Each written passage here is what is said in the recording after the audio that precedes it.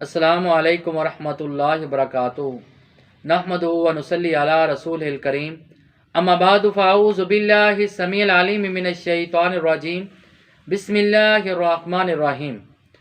آج کوئی آدمی قرض کی وجہ سے پریشان ہے، کوئی آدمی غموں کی وجہ سے پریشان ہے۔ جب ایک انسان پریشانی کی زندگی گزارتا ہے، وہ زندگی ہی اجنبی سی بن جاتی ہے، بے سکونی بن جاتی ہے۔ تو لہٰذا غم اتارنے کا نبی علیہ الصلاۃ والسلام نے بہترین طریقہ ختم کرنے کا اور قرض اتارنے کا بہترین طریقہ بتایا۔ اور سنن ابی داود کی حدیث ہے، حدیث نمبر ہے 1555، اور حدیث کو بیان کرنے والے حضرت ابو سعید خدری رضی اللہ تعالیٰ عنہ بیان کرتے ہیں کہ رسول اللہ صلی اللہ علیہ وسلم ایک مرتبہ مسجد میں داخل ہوئے اور مسجد میں دیکھتے ہیں کہ انصار میں سے انصاری صحابی حضرت ابو امامہ رضی اللہ تعالیٰ عنہ مسجد میں بیٹھے ہیں۔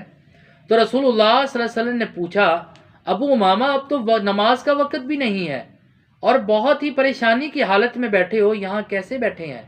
کہا، اللہ کے رسول، قرض بہت زیادہ ہے، غم بہت زیادہ ہے، لیکن غموں کی وجہ سے، قرض کی وجہ سے یہاں پہ بیٹھا ہوں، پریشان ہوں۔ تو رسول اللہ صلی اللہ علیہ وسلم نے کہا، ابو امامہ، آپ کو میں ایسے کلمات نہ سکھا دوں؟ اگر یہ کلمات آپ صبح و شام پڑھو گے، اللہ رب العزت آپ کا قرض بھی اتار دے گا اور آپ کے غم بھی ختم کر دے گا۔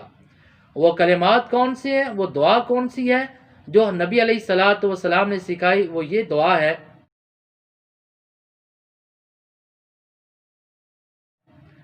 اللہم انی اعوذ بک من الہم والحزن والعجز والکسل والبخل والجبن وَزَلَعِ الدَّيْنِ وَغَلَبَةِ الرِّجَالِ۔ اے اللہ، میں آپ سے پناہ چاہتا ہوں رنج اور غم سے، عاجزی اور کاہلی سے، بخیلی اور بزدلی سے، اور قرض کے چڑھ جانے سے اور لوگوں کے غلبے سے۔